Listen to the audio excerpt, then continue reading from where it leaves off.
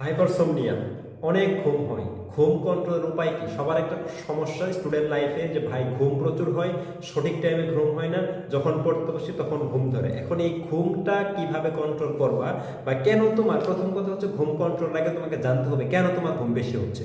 এগুলো পয়েন্টগুলো আইডেন্টিফাই করতে হবে তুমি আসল প্রপার টাইমে ঘুমাচ্ছ কি না। এগুলা তোমাকে একজন ভালোভাবে এই ইউটিউবের অনেক মোটিভেশন পাবা, কিন্তু ঘুমের প্রপার টাইমটা তোমাকে জানতে হবে একজন ডাক্তারের পরামর্শ নিয়ে জানো, ঠিক আছে? এখন কথা হচ্ছে নর্মাল জিনিস তুমি এগুলো জানো, ঠিক আছে? এগুলা তোমার ইউটিউবে যাই বলো যে তো ভাইয়াটাই আছে বলো, অনেকেই বলে, বাট তুমি তোমার নিজের আগে জিনিসটা খুঁজে বার করতে হবে, ঠিক আছে? এবং তুমি যদি বেশি ঘুমই হয়, আমরা যখন প্রচুর পরিমাণে ঘুম হয় সেটাকে বলি আমরা হাইপারসোমনিয়া, ঠিক আছে? যদি ঘুম না হয় তাকে বলি আমরা ইনসোমনিয়া, ঠিক আছে? এই দুইটা টার্ম আছে। যদি তোমার ঘুম না ধরে, ঘুম কম হয়, সেটা ইনসোমনিয়া। আর ঘুম যদি প্রচুর পরিমাণে, তোমার তো সারা দিন রাত শুধু ঘুম আর ঘুম হয়, এইটা টার্মটার নাম হচ্ছে হাইপারসোমনিয়া।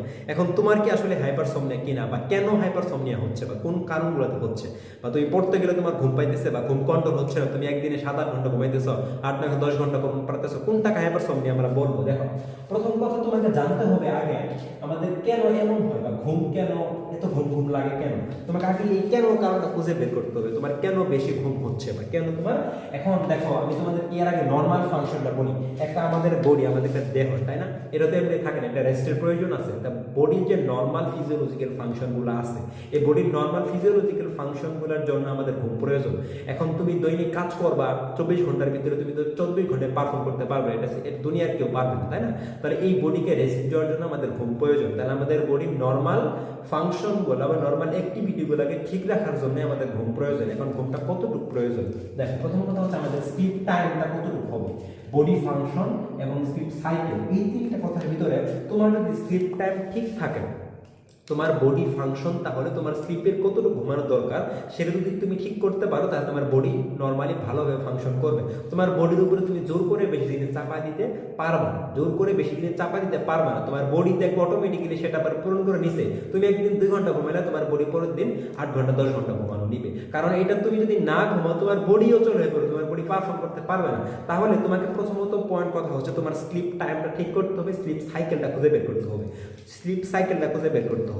প্রথম কথা হচ্ছে তুমি কতটুকু ঘুমাইলে তোমার বডি নর্মালি ভালোভাবে ফাংশন করে, তুমি ভালোভাবে পারফর্ম করতে পারো, তোমার ব্রেইন কাজ করে, তোমার তোমার মুভমেন্ট কাজ করে, কতটুকু ঘুমাইলে। এখন তুমি একদিন 2 ঘন্টা ঘুমায় সারাদিন ঝিমায় ঝিমায় 6 ঘন্টা কাটালে তোমার হইল না, তুমি পারফর্ম করতে পারবে না, ওয়ার্ক ভালো মতো করতে পারলে না।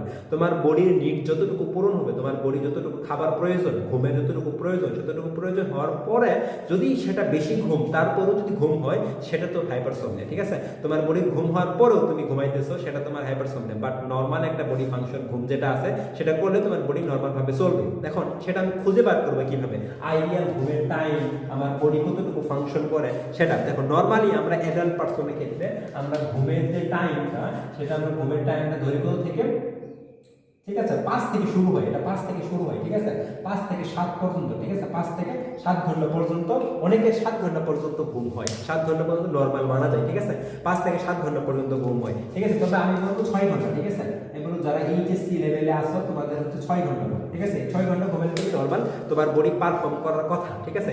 এখন কথা হচ্ছে এটা অনেক ফ্যাক্টরের উপরে কাজ করে, তোমার ফিজিক্যাল ফ্যাক্টর, ঠিক আছে, ব্রেইন ওয়ার্ক, এগুলোর উপর কাজ করে। ধরো একজন সারাদিন ধরে রিক্সা চালা আসছে, পরিশ্রম হার্ড ওয়ার্ক করে আসছে যারা, তার ঘুম, তার যে ঘুম যতটুকু প্রয়োজন, আর যে রেস্ট নিচে ঘুমে আছে বসে আছে, তার ঘুম কিন্তু এক হবে না, ঠিক আছে? যে পরিশ্রম করছে, তার বডি ফাংশন কাজ করছে, তার ঘুম বেশি স্বাভাবিক লাগবে, তার মাসেল গুলা কাজ করছে বেশি জোরে, এগুলো রিল্যাক্সের প্রয়োজন আছে।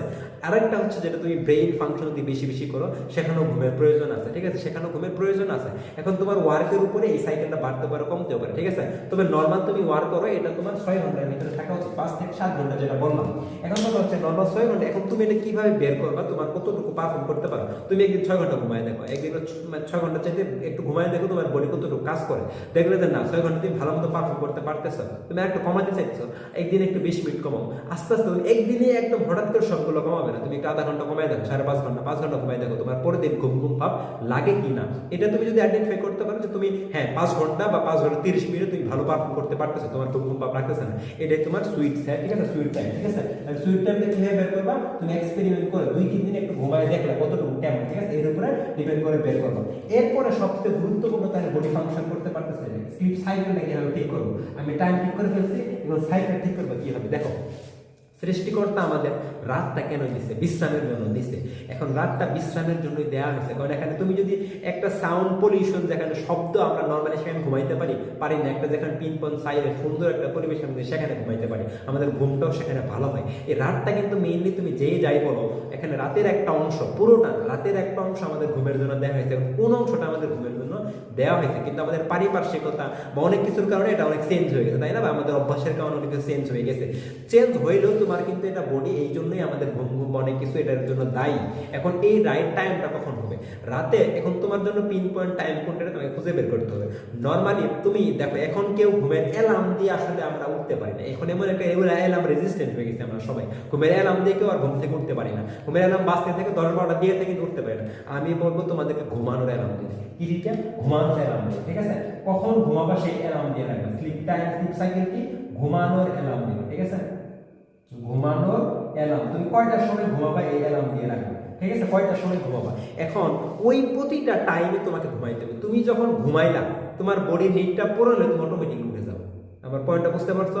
তোমার বডি তোমাকে ঘুমাই নিবে, ঠিক আছে? তুমি জোর করে একদিন আগে উঠলা, পরের দিন তোমাকে ওই ঘুমটা আবার ফিল আপ করে নিবে। তাহলে তোমাকে তোমার বডিকে ঘুমানোর টাইম ঠিক করতে হবে। তুমি যদি ঘুমানোর টাইম ঠিক করো, তোমার একটা প্রপার টাইম করে তুমি অটোমেটিক উঠে যাবে। এটা বায়োলজিক্যাল ক্লক, ঠিক আছে? তাহলে নর্মাল বডি ফাংশনকে ঠিক রাখার জন্য তোমার স্লিপ সাইকেল খুঁজে বের করতে হবে। স্লিপ সাইকেল তুমি কয়টার সময় ঘুমাবা, কয়টার সময় ঘুম থেকে উঠার আর চিন্তা করতে হবে না, তুমি উঠে যাবে। বায়োলজিক্যাল ক্লক বলে একটা কথা আছে, সার্কেডিয়ান রিদম। বায়োলজিক্যাল ক্লক এবং সার্কেডিয়ান রিদম, এটা হচ্ছে তুমি অটোমেটিক্যালি আমাদের বডির নর্মাল কতটুকু ঘুম প্রয়োজনের পরে তুমি উঠে যাবে। এটি বায়োলজিক্যাল ক্লক, ঠিক আছে? ধরো তুমি প্রতিদিন যদি 11টায় ঘুমাই, রাত 11টায় তুমি যদি প্রতিদিন 11টায় ঘুমায় পড়ো, প্রতিদিন 11টায় ঘুমায় পড়লে দেখবে যে তোমার বডি থেকে 5 থেকে 6 ঘন্টার ঘুম তোমার দরকার হলে নির্দিষ্ট তুমি 6টার দিকে উঠে পড়বা, ঠিক আছে? 5-6টার দিকে তুমি উঠে পড়বে, বুঝতে পারছো? উঠে এই প্রতিদিন দেখবা তুমি, এটা যখন এক সপ্তাহ চলবে, তুমি যদি ঘুমানোর টাইমটা 11টায় ঘুমাইতে পারো, তুমি একটা নির্দিষ্ট টাইমে যে অটোমেটিক উঠে পড়তেছো।